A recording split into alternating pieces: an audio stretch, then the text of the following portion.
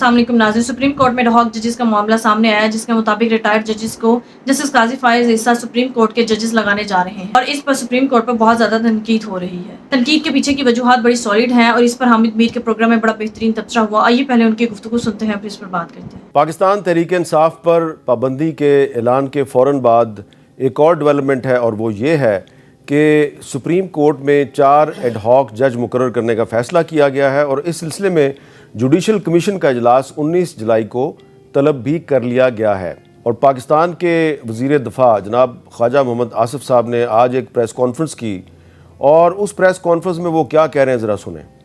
میں عدالتوں کا احترام کرتا ہوں، لیکن عدالتوں پہ بھی لازم ہے کہ وہ اپنا احترام کروائیں، اپنی حرکات و سکنات اس قسم کی رکھیں، اس قسم کے فیصلے دیں جو آئین کے مطابق ہوں، جو فیصلے سیاسی نہ ہوں۔ پرسوں ایسے فیصلے دیے جو مانگے بھی نہیں گئے تھے، جن کا سوال ہی نہیں ان کے سامنے تھا، سائل بھی نہیں تھے۔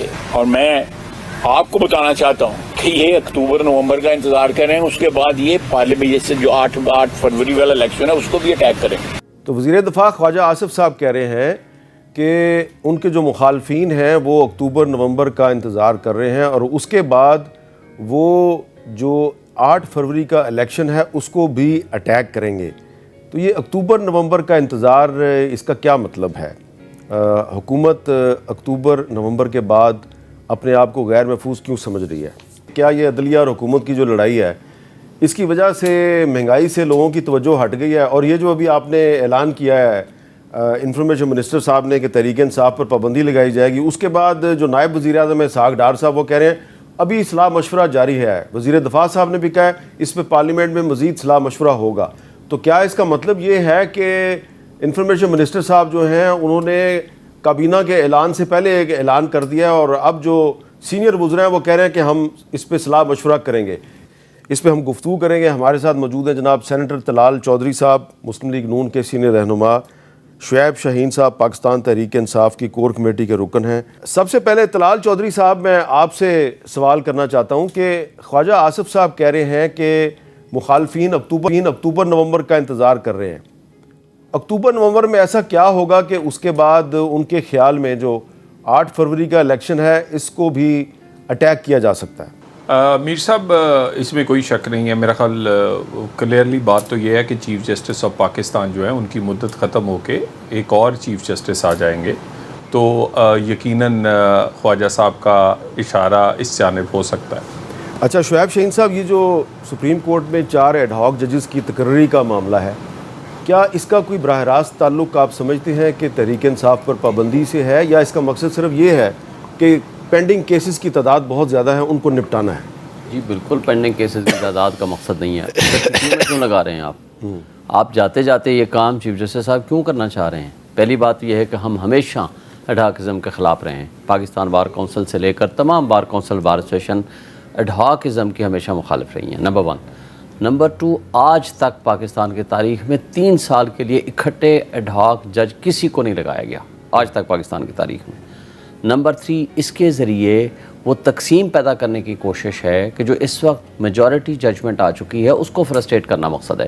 نمبر 2، آپ دیکھ لیں مظہر عالم میاں خیل صاحب نے قاسم سوری والی ججمنٹ میں اکیلا ایک نوٹ لکھ دیا تھا، جی آپ آرٹیکل 6 کی پروسیڈنگز کر سکتے ہیں، سوچ سکتے ہیں کرنے کو، اور ان 2 خصوصیات پہ مبنی آپ ان کو لا رہے ہیں۔ پھر جسٹس مقبول باقر صاحب ود ریسپیکٹ 6 جج ہیں، مگر دیکھیں وہ آج سے 6 مہینے پہلے وہ بنے انٹرم سیٹ اپ کے، ان کو تو چاہیے تھا 3 مہینے بعد وہ کہتے ہیں کہ انکانسٹیٹیوشنل ہے، میں ریزائن کر رہا ہوں، انہوں نے کنٹینیو کیا۔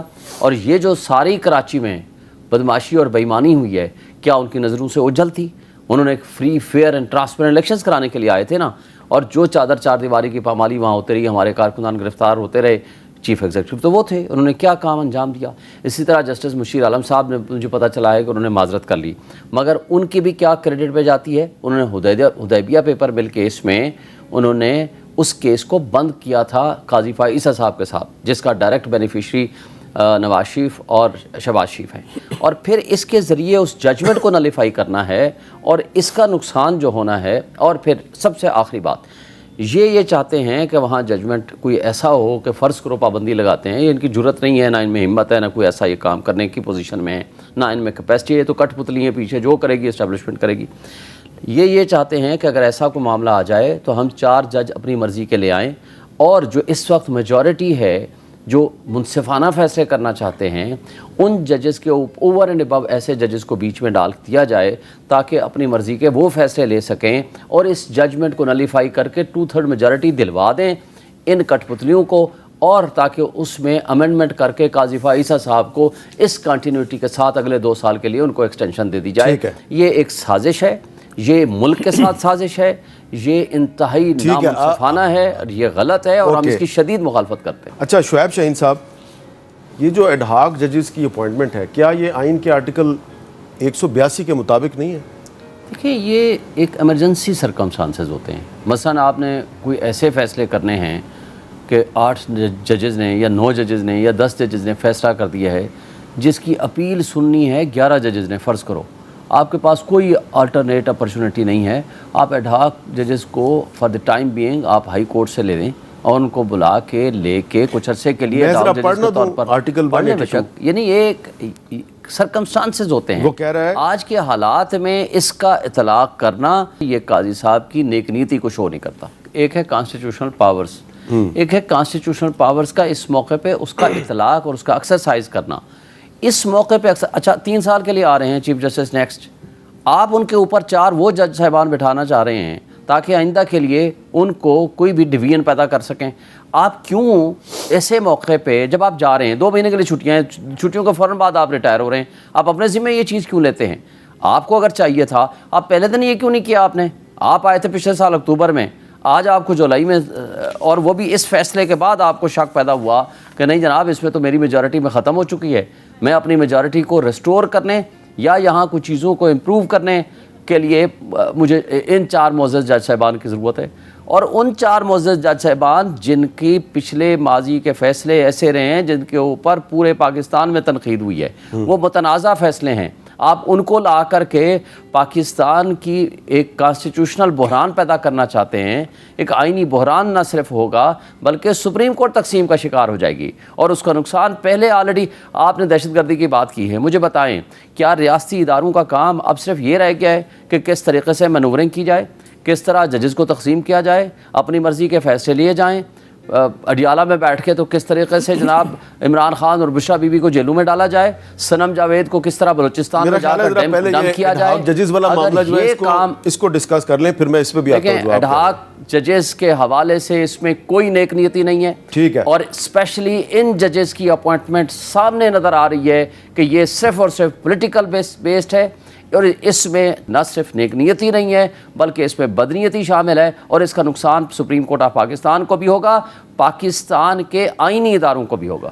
تو یہ جو پھر شعیب صاحب آپ جس خدشے کا اظہار کر رہے ہیں، آپ کا یہ خیال ہے کہ جو تحریک انصاف پر پابندی کی جو بات کی گئی ہے تو وہ جب سپریم کورٹ کو ریفرنس جائے گا تو وہاں پر یہ بیٹھیں گے؟ لیکن 2 چیزیں ہو سکتی ہیں۔ ایک بات ہے اس وقت تو بینچ کانسٹیٹیوٹ کرتے ہیں 3 سینئر جج، چیف جسٹس، 2 معزز جج صاحبان۔ کل پریکٹس اینڈ پروسیجر ایکٹ یہ ہٹا دیں، قاضی صاحب کے ہاتھ میں دے دیں کہ جی آپ بینچ بنا دیں، وہ 13 کے بجائے اٹھا کر کے ان 4 ججز کو بھی بیچ میں شامل کر دے کہ جی آئیں جی ریویو میں بڑا بینچ بنا رہا ہوں۔ پھر کیا ہوگا؟ نمبر 1۔ نمبر 2، ادھر سے پابندی لگا دیں، یہ فیصلہ کر دیں کہ آئیں جی سارے ججز کو بٹھا دیں، اس میں یہ 4 ججز کو بیچ میں شامل کر لیں، تو انہوں نے اپنی جو مینورٹی ہے اس کو میجورٹی میں کنورٹ کر دیا۔ پھر آ کر کہیں کہ نہیں جی فیصلہ تو وہ درست تھا کہ جی ان کو سیٹیں ملنے چاہیے تھیں، اب چونکہ پابندی لگی ہے اس لیے سیٹیں نہیں دیتے، اس ججمنٹ کو فرسٹریٹ کرنے کے لیے۔ کوئی بھی ایسا طریقہ ہے واردات یہ کر سکتے ہیں، ان کی بدنیتی ہے۔ مجھے بتائیں، میں آپ کے سامنے جیت کے 1,05,000 ووٹ لے کے بیٹھا ہوا ہوں، ان کٹ پتلیوں کو نہیں بٹھایا وہ اندر۔ ہم پچھلے 6 مہینے سے پٹ رہے ہیں کہ بھائی فارم 45 لے آؤ، عدالتیں مانگ رہی ہیں، بجائے وہاں فارم 45 لانے کے وہ کبھی ادھر بھاگتے ہیں، کبھی ادھر بھاگتے ہیں، کبھی جا کر کے ریٹائرڈ ججز کو بیچ میں، جسٹس پراچا صاحب کو جا کر میرے کیسز ٹرانسفر کر دیے۔ ناظرین آپ اندازہ کیجئے ایڈ ہاک ججز کے معاملے میں جن ججز کا نام سامنے آیا ہے وہ کسی نہ کسی معاملے میں پہلے نون لیگ کی سہولت کاری کرتے رہے ہیں، نون لیگ کو مفاد دیتے رہے ہیں، یا ان کے فیصلوں سے نون لیگ بینیفیشری رہی ہے۔ ناظرین اس وقت حکومت بھی نون لیگ ہے، اور جسٹس قاضی فائز عیسیٰ نے جو فل بینچ بنایا پی ٹی آئی کی مخصوص نشستوں پر، اور پی ٹی آئی کو قانون و آئین کے مطابق انصاف دیا گیا اور پی ٹی آئی کو مخصوص نشستیں واپس کی گئی۔ اب اس میں بہت سارے لوگوں کا یہ تاثر دیا جا رہا ہے کہ اب جسٹس قاضی فائز عیسیٰ کے پاس میجورٹی ختم ہو چکی ہے، اور اس فیصلے کے بعد یہ بات واضح بھی ہو چکی ہے، اب 2-3 مہینے کے بعد جسٹس قاضی فائز عیسیٰ ریٹائرڈ ہونے جا رہے ہیں۔ तो इनको क्या जरूरत पड़ी थी कि ये एडहॉक जजेस को लगाने का सोचे। नाज़रीन, इस मामले के हक में ये दलाइल दिए जाते हैं कि सुप्रीम कोर्ट में केसेस बहुत ज्यादा पेंडिंग पड़े हैं, इस वजह से ये जजेस लगाए जा रहे हैं। लेकिन नाज़रीन, जब जस्टिस काजी फाइज ईसा सुप्रीम कोर्ट के चीफ जस्टिस बने थे, उस वक्त क्या इन्हें अंदाजा नहीं था कि सुप्रीम कोर्ट में इतने ज्यादा केसेस पेंडिंग पड़े हैं? अगर उन्होंने ये काम नेक नियति की बुनियाद पर करना था तो फिर ये जजेस तब ही लग जाने चाहिए। अब तो ये रिटायर होने जा रहे हैं और मंसूर अली शाह अगले चीफ जस्टिस ऑफ पाकिस्तान बनेंगे। ये मामला उन पर छोड़ देना चाहिए कि 2-3 महीने के बाद जब वो चीफ जस्टिस लगेंगे तो वो खुद इस मामले में फैसला करेंगे कि एडहॉक जजेस लगाने चाहिए या नहीं, और किन को लगाना चाहिए। इससे अंदाजा तो यही हो रहा है कि जस्टिस काजी फाइज ईसा इस वजह से एडहॉक जजेस लगा रहे हैं कि ये नून लीग और इनकी मिली भगत है। अब चूंकि पीटीआई को बैन करने और आर्टिकल 6 लगाने के मामला सामने आ रहे हैं और इस मामले में अब एडहॉक जजेस को तैनात किया जाएगा। एडहॉक जजेस भी वो जजेस हैं जो पहले नून लीग के हक में फैसले देते रहे हैं,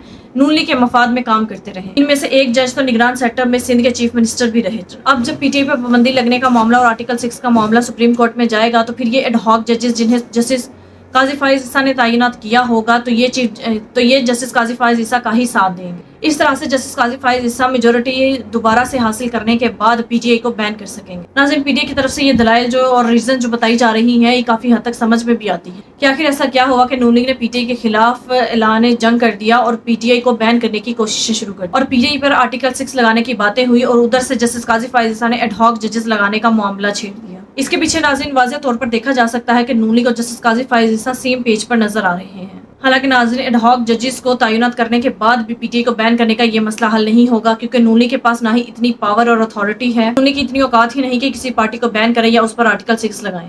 हालांकि नाज़रीन, ये खुद जाली मैंडेट पर आई हुकूमत है, तो फिर ये किस तरह से पीटीआई को बैन कर सकते हैं या उन पर आर्टिकल 6 लगा सकते हैं, जबकि ये खुद कानून आइन की धज्जियां बिखेरते आए हैं। नाज़रीन, आप इस बारे में क्या राय है कमेंट में जरूर बताइएगा। अगली वीडियो में मिलते हैं, तब तक के लिए अल्लाह हाफिज़।